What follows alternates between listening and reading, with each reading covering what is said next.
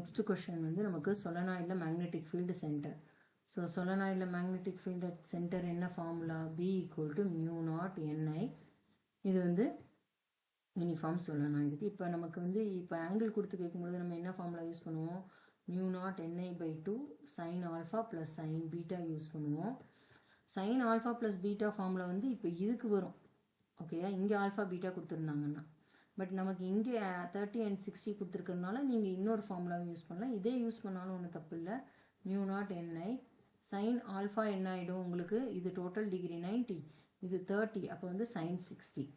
கரெக்டாக? இப்போ வந்து பீட்டாக்கு போகும்பொழுது என்ன ஆகும்? டோட்டல் டிகிரி வந்து இங்கேருந்து இது வரைக்கும் 90, இங்கே 60 போச்சுன்னா அப்போ பீட்டா என்னது? sin 30.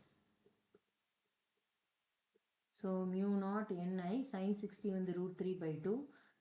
இந்த 2 மிஸ் பண்ணிட்டேன். 1/2. So it will be μ0Ni/4 √3 + 1.